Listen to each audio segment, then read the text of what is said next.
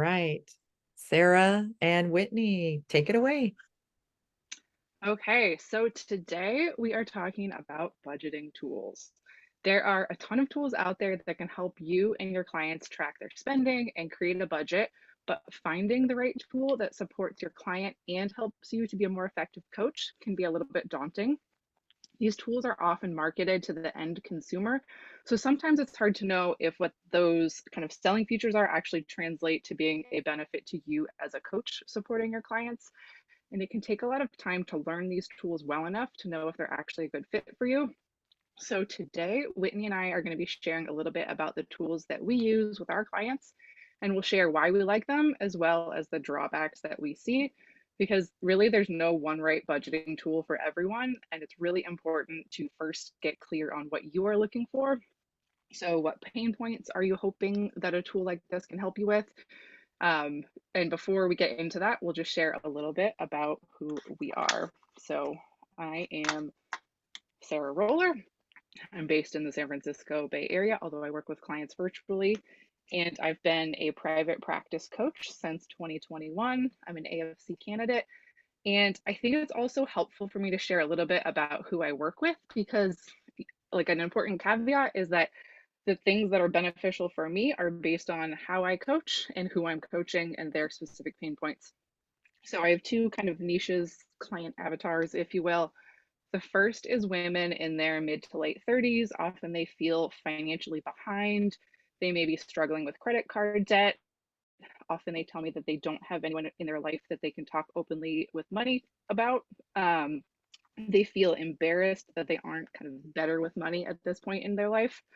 So that's kind of one client that I typically work with. The other is couples who've recently had a baby and they're feeling overwhelmed with the reality of the financial impact of parenthood.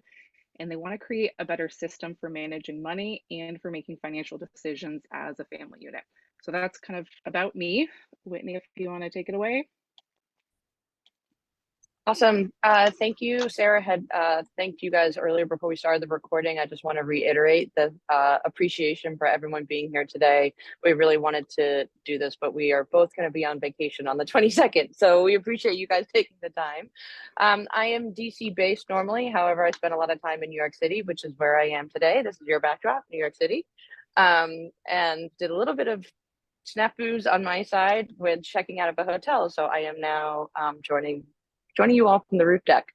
I've been in private practice steadily since 2022. My niche is below $120,000 or so. Very few of my clients are actually at that top end of the range. My goal is to get them to that top within the range. They usually come to me somewhere between $30,000 to $50,000. So we're working steadily to get good employment, better employment to get them out of being underemployed, and then being able to build towards financial success in the future, where I will hand them off to other folks. All right, so let's get into it. Just one sort of FYI, we have designed this so that we're going to be showing you very, very high level 4 different softwares that we use, tools, and then we're going to open it up hopefully with at least 20 minutes for conversations to get to field your questions, to get dive deeper into some demos. So let me just set the expectation that we're just going to give you this very, very small taste right now through the presentation, kind of like an appetizer. And then we're hoping that you guys will want to see a little bit more of the tools, and we can dive at that point into further details. So as an overarching theme, you can see here on the slide that there are 4 main behavioral changes that both Sarah and I agree on, that we are working on with all of our clients, regardless of the tool. So these, are pretty self-explanatory. You guys are all professionals here. You probably can understand where we're going with all 4 of them. Just to put a little more color on each one. The first one, understanding where a client's money is going. What we really mean by that is that both Sarah and I believe very, very strongly that you need verified data, not self-reported financial data. So you can start with a client at the very beginning with self-reported data as a way to just kind of build rapport with the client. But if you're really going to be setting a plan and making change at some point fairly soon, it needs to be verified data. In 3 of our 4 cases, that is verified data coming directly from the banks. In 1 case, it's a little special, and I'll show you how that works. The second behavioral change is, does the client spending align with their values? That's the question, but really here what we're getting at is, is there a way to sort of customize the spending in the categories? So the example that I always give my clients, that I'll give you guys, is that I have a daily morning meditative practice of walking to a coffee shop and getting tea. If that data is just coming from the bank is going to categorize that as eating out. It's eating out. It's a coffee shop, right? But to me, that's a self-care category. So there's no way that a bank is going to know that. But if you were to look at my budget, I need to break that out and make sure I'm getting enough self-care, right? So examples like that abound. The third behavioral change that we're going for is really helping clients plan for the future. So an example I'll give, given the fact that we're in June, is in July, it's 4th of July. Are we going to have a cookout? Are we going someplace? Do we need extra gas money this month in order to drive to the beach to meet up with our family, or what have you? And what we find is that a lot of our clients need to be taught how to think in advance like that. People sort of understand the high level rainy day emergency funds, even if they can't necessarily plan for it, they understand that. But we find that really helping people with this sort of shorter term planning is something that we're definitely using the tool to help with. And then finally, and this is the fourth one, is really kind of a wraparound for really everything, but we thought it would be a fourth step, is just opening up the conversation. So to sort of reiterate what Sarah said at the beginning, no tool is right for everybody. There's no perfect tool. Every tool has their pros and their cons. All tools are just meant to open up conversations, build further rapport with our clients, and get deeper into their situation and helping them achieve their dreams. So, Sarah, if we can go forward. Yeah, so we are wondering, what behavioral changes do you need to solve for with your clients that you think a budgeting software can help with? So that might be specific pain points that your typical clients encounter. That might be things where you as the coach are struggling to, communicate or showcase what's going on in their actual financial reality. So if you could chime in the chat with any specific examples of things that you're hoping a software might be able to assist you or your client with, that would be really helpful.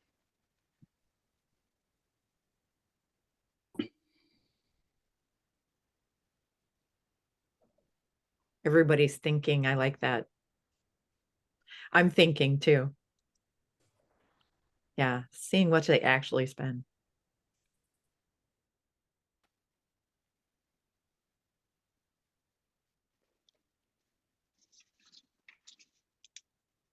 Any other very specific niche? Cool.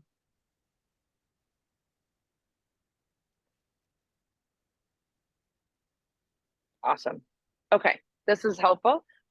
We wanted to get a sense of kind of what you guys were thinking in terms of specific examples as we go through this. So it sounds like we're sort of collecting all in this sort of like, really, where is the money going? All right, so the tool I use zero-based budgets. Sarah does not use zero-based budgets. Again, I'm going to reiterate, there's no right way to do this. There's just the way that you want to do it.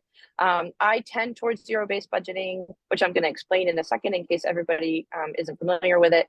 I tend towards that because, again, my niche is very low income. And so every single penny counts. Arguably, the farther up you get, the more overspending you can have, right? The more money you have, the more money you can spend. But I just find that it's helpful. So if we can go forward one slide, please, Sarah. I'm just going to do a quick primer on zero-based budgeting for anybody who doesn't know. The definition is there on the screen. I'm not going to read it for you. You can read it.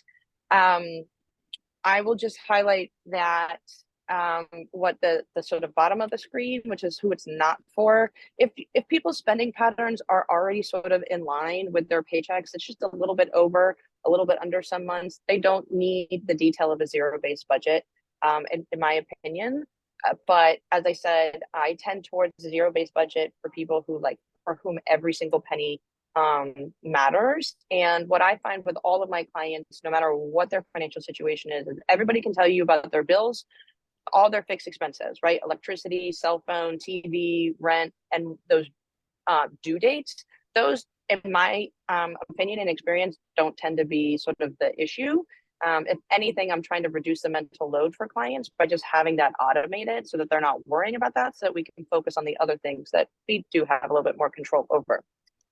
A little bit of a tangent, but all right, let's get into it. So the first tool is a spreadsheet. It's very rudimentary. I create the spreadsheet. It's on a Google Sheet. So I'm assuming everybody here is familiar with a Google Sheet. And I'll show you in a little bit what it looks like. As I mentioned earlier, 3 out of our 4 tools have verified information from the bank. The Google Sheet is obviously the one that does not. I have a little trick to get around that, which I'll show you in a second. I don't think I really need to go that far into this table. Again, I'm assuming you all can read this and understand, and you're familiar with Google Sheets, so very easy to access it. But I do have to teach spreadsheets if someone is not familiar with a spreadsheet. And by that, I mean the formula bar. So that's sort of the biggest hurdle. All right, so let me show you what this looks like. So this is a high level overview. Hopefully this is a big enough screen for you, but let me just kind of walk you through it. In the top, in sort of the blue, I have a couple rows highlighted in yellow, if you want to ignore those yellows for a second. But in the blue, there's a blue box, there's kind of a pink box, and then there's an orange box. The blue contains the starting balance, I should say, the balance of their bank account that day on their coaching session. So I just take the bank account balance, and then any savings, which may or may not be sort of it might be in a savings account, or the client might just know that they have $100 of their bank account that they've earmarked for savings. I want to take that out. If they've already done that mental sort of math in their head, I want to make sure that's being accounted for in the budget. And then the bottom of that blue box, which is highlighted in yellow, is called left to spend. So the way the formula is set up in the spreadsheet is that I have starting bank balance minus savings minus the total fixed expenses. And then Sarah, if you can go one more slide forward, you can see what my variable expense box looks like, that orange box. So again, starting balance minus savings minus fixed expenses minus variable expenses, and that's what equals left to spend. So I'm cheating a little bit because this isn't exactly a zero-based budget when I start with them. However, the formula is tending towards that zero-based budget. And what I'm trying to do is get my clients to focus on the left to spend. So if we go back to those 4 behavioral changes that I was talking about before, the first one, understanding sort of where their money is going, right? So that's what I get by the starting balance and setting up the formulas. The second behavioral change that we were talking about is, does their spending align with their values? And that's actually, we'll go forward one more slide. I'll get into this in a little bit further detail. Where I can get to with clients is I have a budgeted column in the variable, and then I have an actual column. Please excuse the formatting. I didn't do extensive formatting on this. With every client, it changes. But where we start first, if a client has never tracked their spending before, is that they just track the actuals on the variable through this pay period or in between coaching sessions, whatever we're tracking on the spreadsheet, whatever that time frame is. And so long as that left to spend doesn't go negative, they're fine. And then over time, we can build up to having a budgeted amount and an actual amount. Once we have the budgeted amount versus their actuals, that's where we're really going into a zero-based budget. So we're aware of where the money is going. We can then determine if their spending aligns with their values. And then over time, we can start to plan, because every time we meet and I copy and paste into the next sort of pay period or next session time frame. We start with our starting balance. And that starting balance always gets updated. So if they didn't include something in the previous sort of time frame or week, that's okay, because it's going to get accounted for. And so then over time, what we can do is we can start to plan. So the example I gave at the beginning, it's June, we maybe are planning for 4th of July in July. And then all of this sort of opens up conversations. I'm sure you guys all have experience with clients who have never tracked their money, and then they suddenly start tracking it. There's nothing earth-shattering about the spreadsheet, nothing at all. It's just a way to kind of get people started. And for me to really figure out, where are we how's the client feeling about their money, and et cetera, et cetera. Very, very rudimentary. So now I'm going to show you something on the opposite side. Oh, sorry, I forgot about this slide. So just quick overview. To be really honest, again, Sarah and I are saying there's no right way. So we want to be very honest about how this doesn't work. There's no automation in the spreadsheet. It requires a tremendous amount of upkeep on my part, as well as the clients. They have to go in and actually, update the numbers for it to be successful. And then it can't be gamified. So there's no way for me to sort of motivate the client with the tool. So you'll see in the next software I'm about to show you, there's a lot of ways to gamify it, but not in the spreadsheet. So again, this is a rudimentary way. It's just a starting point, but just wanted to show that as a basic. So my next tool is YNAB. You may or may not be familiar with it. It used to be called You Need a Budget. It now goes by YNAB, the acronym of You Need a Budget. It is $100 a year, just shy of that, or just shy of $10 a month. However, every single person gets 34 days free trial. They do not ask for your credit card. So when they mean free trial, they mean free trial. There is no all of a sudden you get charged on day 35. That does not exist. If you work with a YNAB certified coach, which I am, you get an extra 2 months free on your trial. So you can get 3 months plus 4 days. Now, the reason why there's an extra 4 is because YNAB makes a very clear distinction on a month rollover, which is a little bit in the weeds. Anyways, one thing that I hate about it, and I'm very jealous of some of Sarah's tools, is that there is no special coaching component to the app. So the client owns the budget and they invite me to the budget as though basically I'm their spouse or their partner or something like that. So it can be very cumbersome for me to switch in between client budgets. So that's something that I really wanted to highlight for anybody who is thinking about using it. As I said, it's one of the things I loathe about it. But let's get into it. Let's get into the details here. So we can go forward one, Sarah.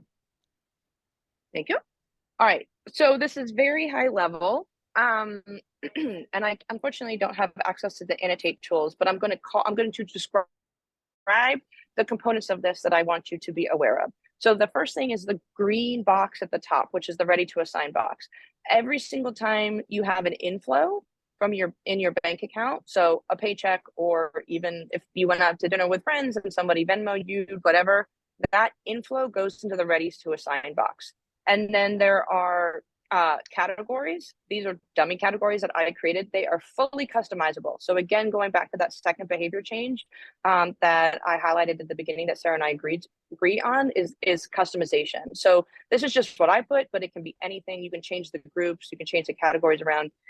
And then the other main features here there are 3 columns. There's an assigned column directly below that green box. There's an activity column and there's an available column. So the assigned column is how much money we've assigned to it. Essentially what we call, like any of us would refer to, is how much have we budgeted to this category.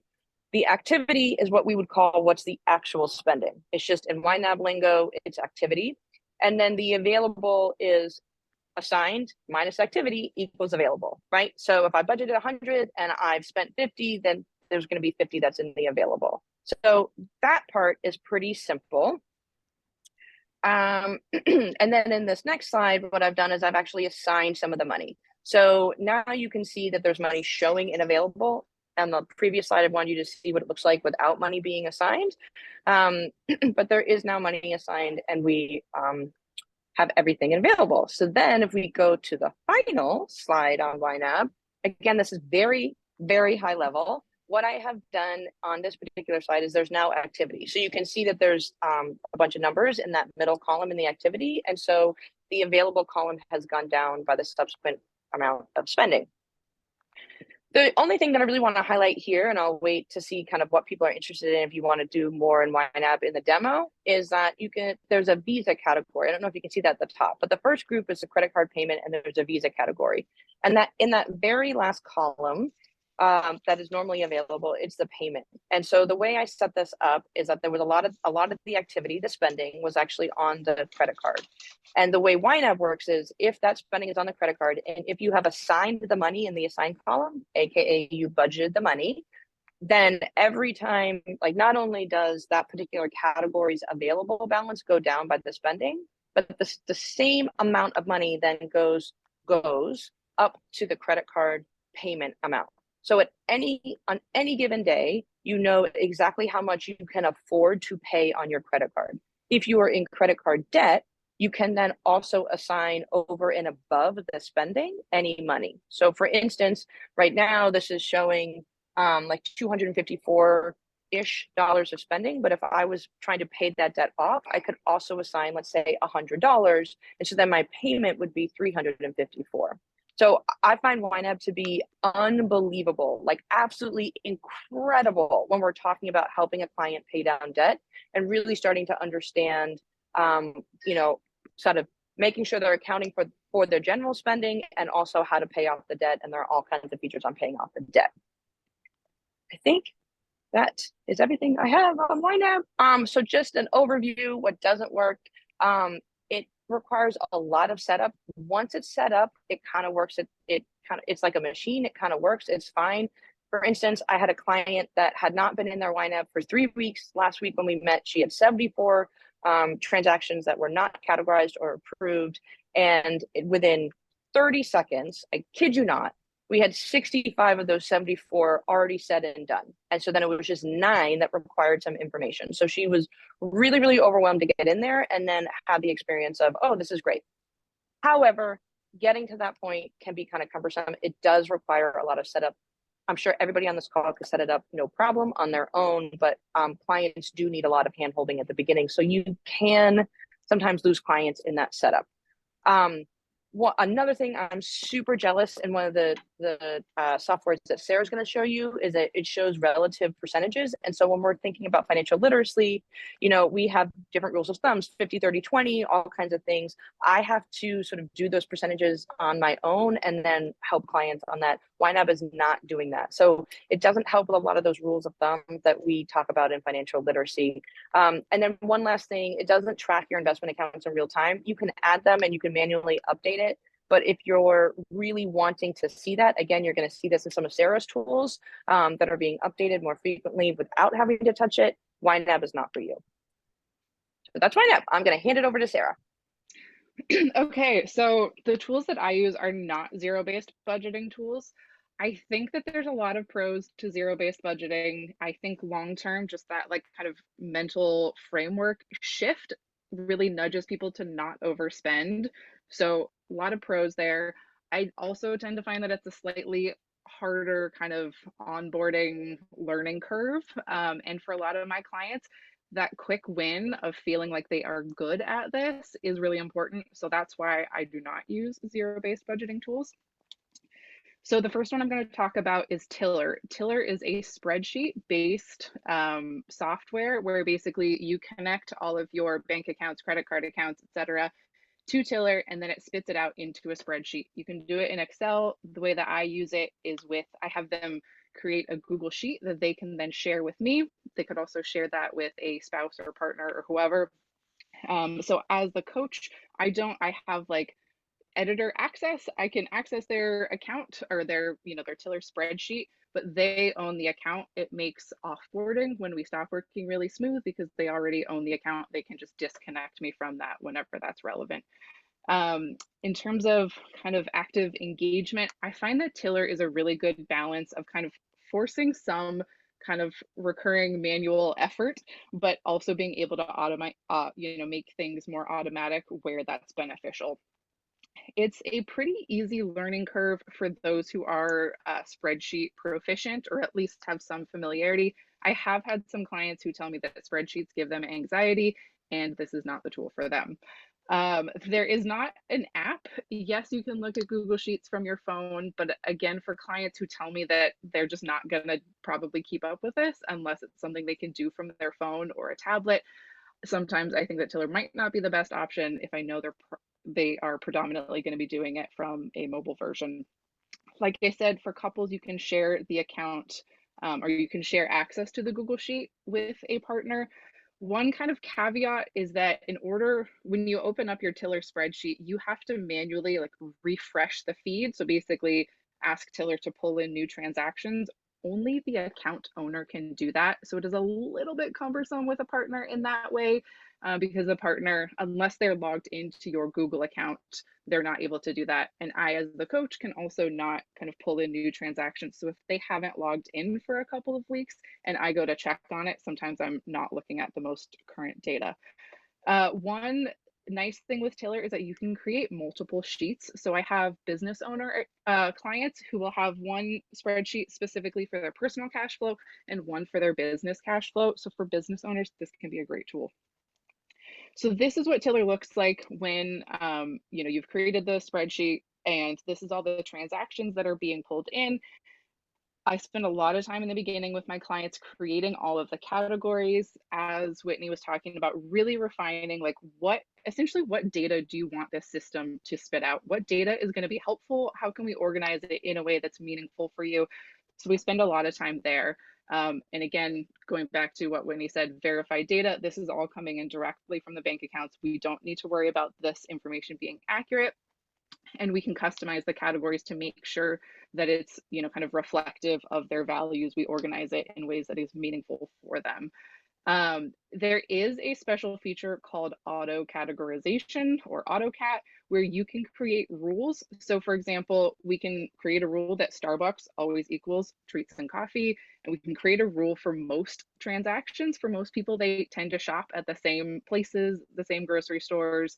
For anything new that we don't have a rule for, you will have to manually update that. And as I'll talk about in a minute, sometimes I opt to not automate things that I want them to be paying a little bit more attention to. So this is what it looks like in the monthly budget tab. So very similar to YNAB, you have your budget, what you're kind of projecting the spending to be for the month, the actual spend, and then what's available, what's the difference, between what they've budgeted and what they've spent.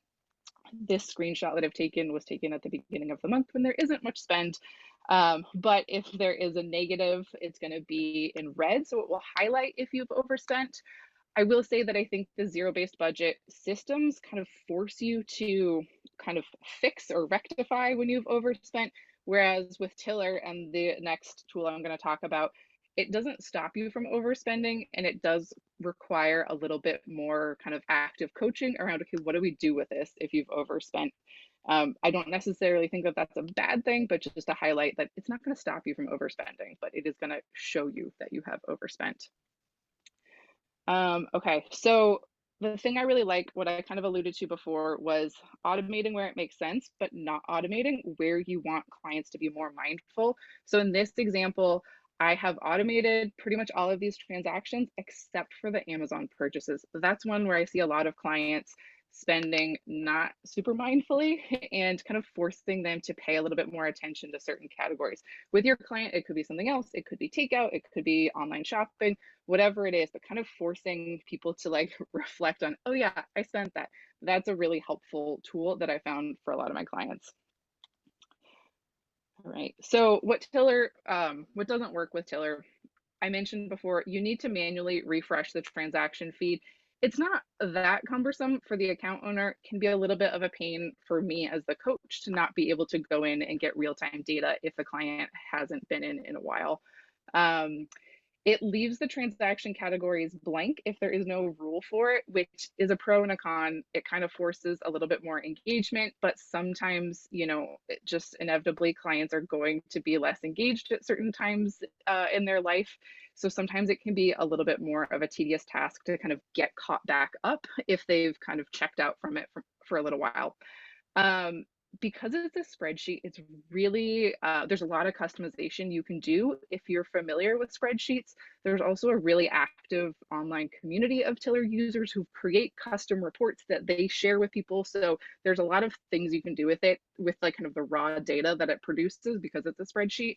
But it is in some ways a little bit on the clunky side in terms of navigating it. Not too bad, but there's some points that are a little bit not intuitive. And yeah, I think I've kind of covered everything there. So going forward, the next tool that I want to talk about is Monarch. So this one is, you can just go and get a Monarch account without a coach or an advisor. But Monarch has really embraced the kind of coach slash advisor community. They have what's called an advisor account. So I have an account and then I can invite my clients to join with my like invitation link. Now, when I log into the advisor view, I can see all of my clients, which makes it really easy to kind of toggle between clients. If I'm like, all right, I've got an hour, I'm going to check in and see where all of my clients are at. I can do that. I can see who has logged in recently. I can see my client who hasn't opened their account for 48 days, and that's a good prompt to check in on them. So with that said, being an advisor account, that means that I am the one paying for the account. So obviously that's another expense. We don't like expenses in our business, but it is something that I just build into the cost of clients working with me. Of all of the systems that I've used, this one has probably the smoothest learning curve. You definitely can be very actively engaged in it, but it still functions when you aren't super actively engaged in it. I had a client recently who we were meeting twice a week, or sorry, twice a month. And then a lot of life happened and she just didn't like, she kept putting off our session for about 2 months. And we finally met last week. She was really overwhelmed that she was, the system was going to be a total mess. She emailed me 15 minutes before our session and said, "Oh, I just spent 30 minutes and I think I'm pretty much caught up." So it really didn't take that long to kind of get caught up, because with Monarch, unlike Tiller, it uses AI technology to guess what categories things should go into. Now, I used to use Mint, and this element was a thing that I absolutely hated about Mint because it always guessed it wrong and it was really cumbersome to like correct for that. So I just left the incorrect data in there. With Monarch, one, I find that it guesses correctly much more frequently. And two, if it isn't correct and you need to correct it, if you need to switch what category it goes into, that's a lot easier. And every time you do that, you get a little prompt that says, "Hey, do you want to create a rule about this?" So it makes it really easy to make it so that the system is like learning how to, make this more relevant to you. It also has an app that is very functional. I have clients who are primarily using the app, are rarely on a desktop or laptop, and it works really well. For couples, you can invite your spouse to join your account and then they get their own login. So you don't have to, have a shared login or anything. Both get equal kind of ownership of the account. It only functions if you're gonna be okay with like full transparency between you and your partner. So just a caveat, I know that that's not always how all couples work. And in terms of for business owners, it's not the best for business owners. You can't really separate between business and personal accounts that effectively. So, it may not be the best if you have business owners who are wanting to see both their business and personal cash flow in one space. So this is what it looks like when Monarch pulls in all of your transactions. You can see there's where it says like the paychecks and insurance. You can see the categories. Again, super customizable. We can, create whatever categories we want. It also allows you to create a cute little icon for each category, which I'm going to be honest, initially I thought was kind of a distraction and absolutely not a feature that I, as a user, would be interested in. But my clients, a lot of them really enjoy it. Again, initially I thought it was a distraction, but ultimately I realized that it is a thing that makes this more fun. And for clients who are not money nerds like most of us, having a system that's like a little bit cuter and more fun helps them get a little bit more excited to use it. And I think that that really is a bonus, not a distraction. So anyway, this is what it looks like when the transactions come in. You can customize it really easily and effectively. This is what it looks like in the budget section, a pretty similar kind of layout to both YNAB and Tiller. But I think there's a few features on here that I really like, kind of above Tiller. One, I think it's a little bit clearer if you've gone over budget or if you have money left to spend. You can also see, like if you're looking at the grocery section, there's the green bar, and then there's a horizontal line just beyond the edge of the green bar, and that shows you where we are to date in the month. I took this screenshot when there's about a week left of May, so you can see, okay, we've spent this much, but we still have about a week left to go. I think seeing like how much time left before this budget period ends is helpful. Also, if you were to take your cursor and hover over the budgeted dollar amount, so let's say in a restaurant where it says $50, You can hover over that and a little pop-up window comes up that shows you a bar graph of your actual spend in that category for the last 3 months. I'm sure that we all have times where people say, oh, this month was an outlier. I don't usually spend this much, but this makes it really easy to see, is that true? Did you actually spend $50 the last 3 months? Oh, no, we actually spend over 200 every month, but you in your head think it's $50. Okay, cool. Now as the coach, what are we going to do with that information? So I really like Monarch. It's the most kind of intuitive, easy to navigate system that I've played with. So I really like that. And another thing that Monarch does really well is just really creating great visuals of the data that's in here. So the first chart is showing month or this month versus last month. You know, we all have kind of like irregular spikes in our checking account. You get paid this day and then you have rent or mortgage going out this day.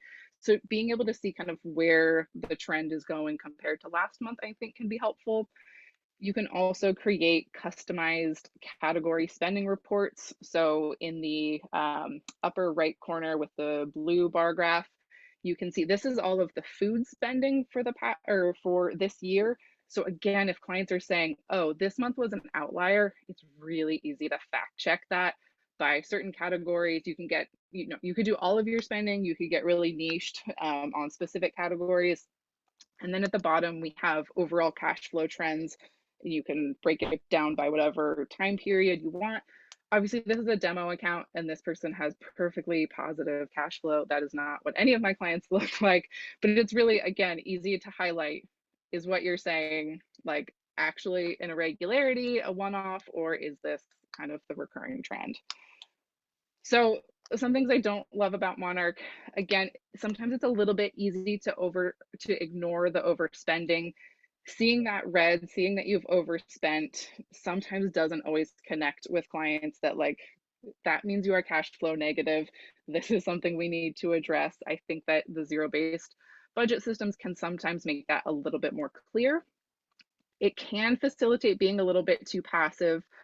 So again, that's where we as a coach come in. There are some other tools. You can flag transactions to be reviewed. So kind of you could make it so that all takeout transactions, you need to review and approve those to just kind of implement some of that more active or manual engagement. It is another cost for me as a coach. So that's definitely a negative. And as the account owner, you are kind of the go-to for tech support or this isn't working. There is, I mean, yes, you can reach out to Monarch customer service, but it's probably you who's going to do that reaching out, not the client. So just to know, just to say that I haven't had, it's been a very smooth experience. So I haven't had to reach out, but just that you probably would be that person. What I really like about it is that it's a system that doesn't crumble if you disengage. You know, your data may not be 100% active if you stop looking at it for a little while and then pick it back up, but it still functions pretty smoothly and it's going to get it close enough to accurate that I think it's still really valuable. And ultimately, Monarch, above any other system I've used, really does embrace the coach or advisor. So I think they are open to feedback. They are interested in creating a product that the advisors and coaches can use to support their clients. Most of the other systems seem mostly concerned about the end user and are happy to have coaches and advisors using their tool, but aren't really kind of going out of their way to make it a better platform for them. Monarch does, at least to an extent, do that. So here's just kind of an overview of all the things we talked about. So if you have any immediate thoughts on that. But as Whitney said, we would love to demo anything. This was just a super kind of fast-paced overview. If there are specific pain points that you're wondering, hey, how would you handle that in Monarch? Or can you dive deeper into that thing or elaborate on what you talked about? We would love to show that to you. So yeah, please, if you want, you could either do it in the chat or you could come off mute. That might be more effective. Whatever, either way works, but let us know what you want to see.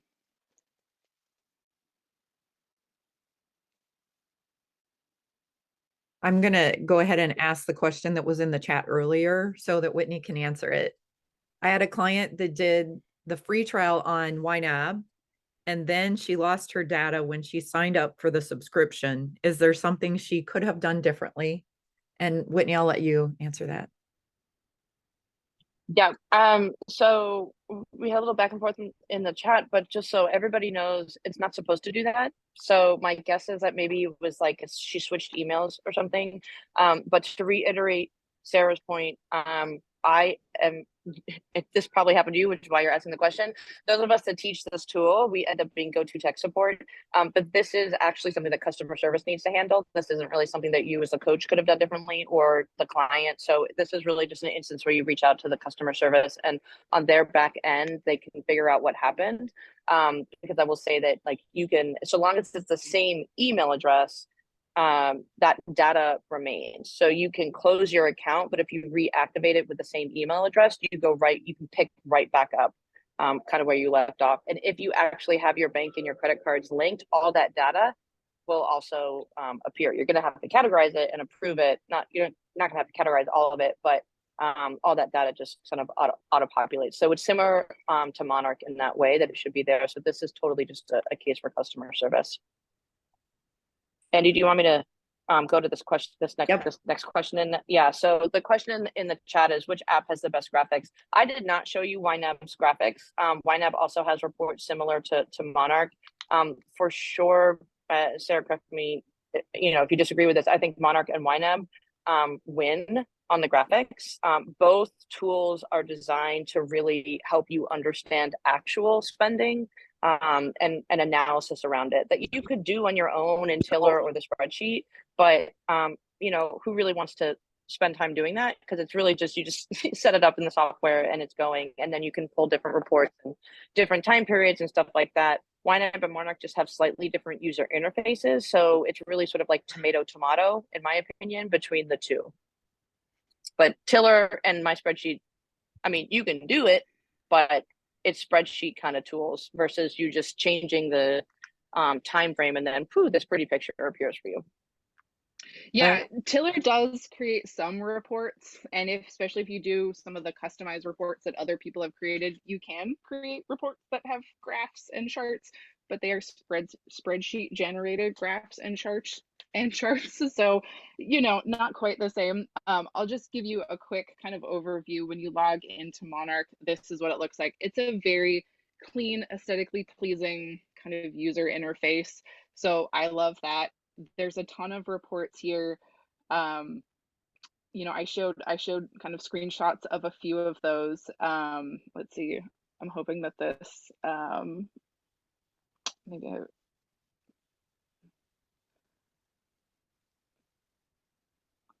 so there's reports like this that can really show you, okay, this is your income coming in, this is where it's going out.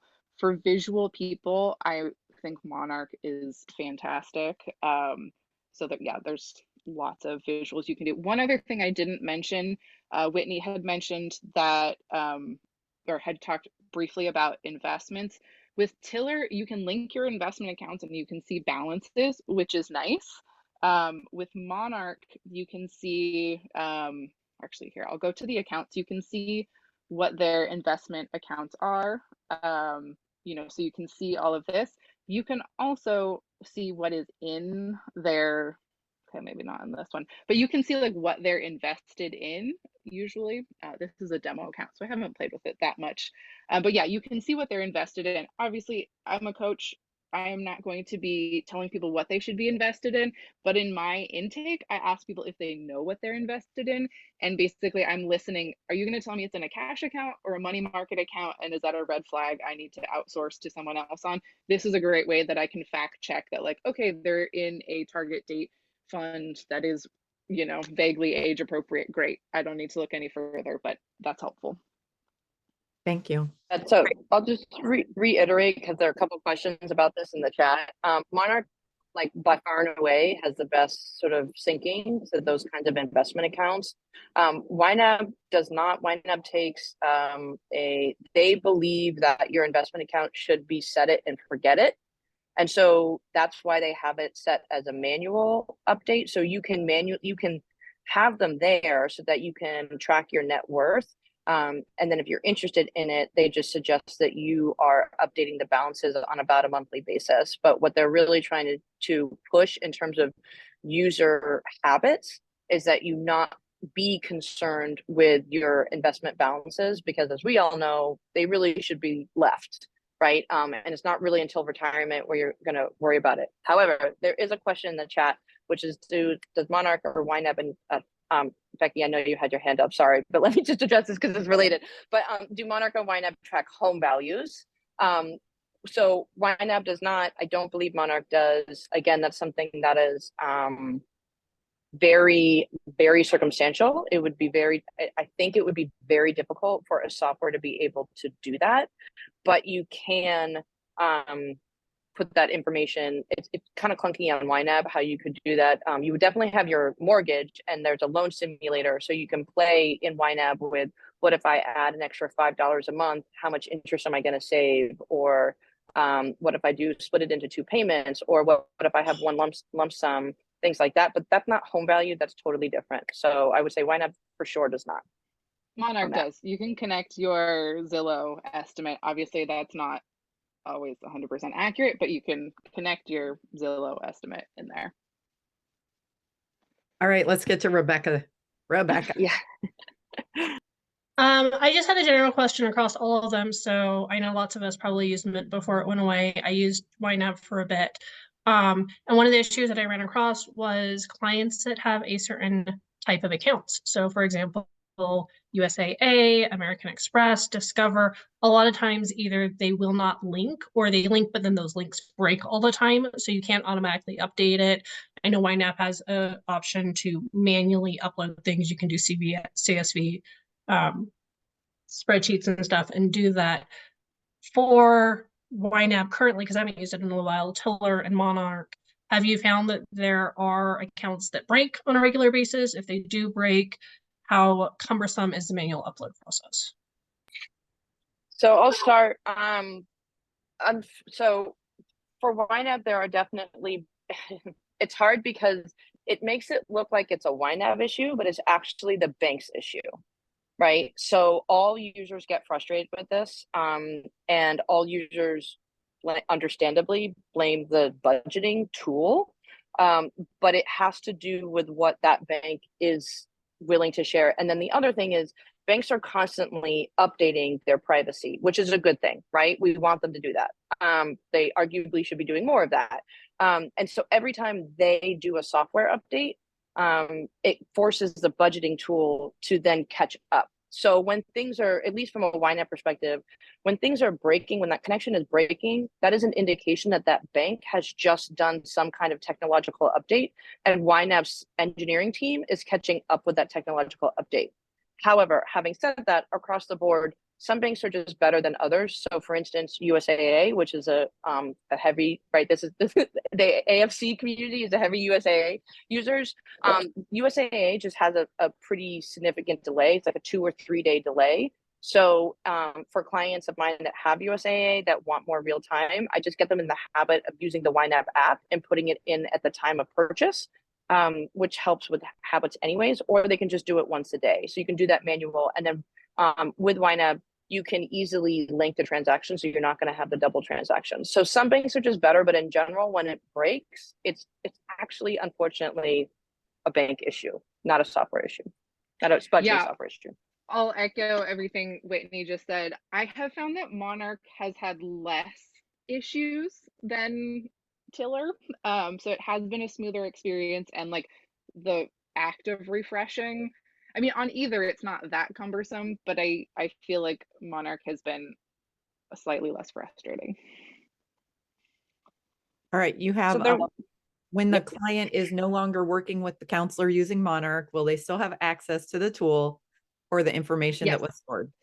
Yeah, so they're at, now I will say I haven't actually offboarded anyone. All of my clients who've been using Monarch have opted to continue working with me, which like initially that was not my coaching model, but I have come to the realization that like people just want ongoing support, or some people do, and I'm open to that.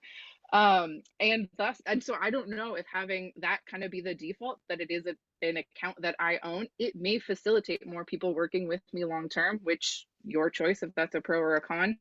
Um, so far I haven't had to do it, but essentially I can just click that like I am no longer paying for this client, and then they will get an email saying you are no longer sponsored by Sarah.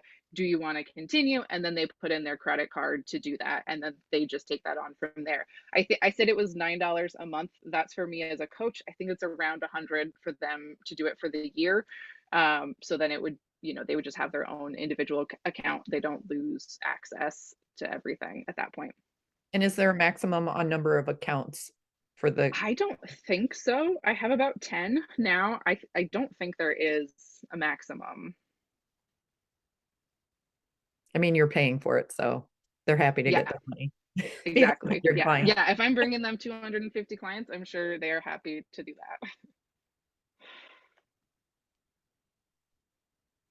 All right, Whitney, did you have anything? No, I'll just get into gamification. So towards the end, Andy. So if I'll share, because I did not show this visual. I mentioned it, but I did not show the visual. So YNAB uses color coding. I have this in May right now. The way I set this template up is that there are in the debit account and the checking account, there are 2 transactions that I have not categorized. You can set this up so that Venmo has a default category. However, I'm sure you guys are all familiar. Venmo typically would go to different categories. So I had this so that it's not a defaulted. So when I go back to the budget view in May, this is red negative versus this yellow negative. The yellow negative is on the credit card. The red is from the debit card. So what happened? So the yellow is YNAB saying like, "Hey, do you want to fix this?" The red is like, "Oh my God, you have to fix this." If you don't fix that overspending in the month of May and you roll over to June, YNAB's automatically going to take it out of your ready to assign. So any overspending that you did not fix in the month prior in your debit account gets automatically taken out of your ready to assign, like what you have available to assign the next month. Any overspending in the credit card can get rolled over because, as we know, credit card debt can get rolled over indefinitely. So it stays yellow. And then you'll see these I have targets set up for each one of these. So you can set up a target to say, I want every single month to put this amount of money. It's yellow because I haven't assigned any money. Ignore that negative. That was just me resetting this template. But in June, if we go, these are green because I've assigned the money. So YNAB is using a lot of color coding to kind of nudge you and help you. And then it does this little like check mark. And then something like this category here, this doesn't have a check mark. It has a clock because this is I've set the target to in January and July on my car insurance, I want this much money. And so every single month YNAB is telling you how much money you need to put towards it. And so that's why so little things like that. You can also put emojis and all of these things the way you can in Monarch. That's not gamification, but people like that. I agree with Sarah on that. So that's a little bit of YNAB's gamification. I'll stop sharing. All right. Well, thank you very much. I think we are at time. That was a great presentation and hopefully everybody learned a lot. Thanks for coming. Thank you guys for being here. I really appreciate it.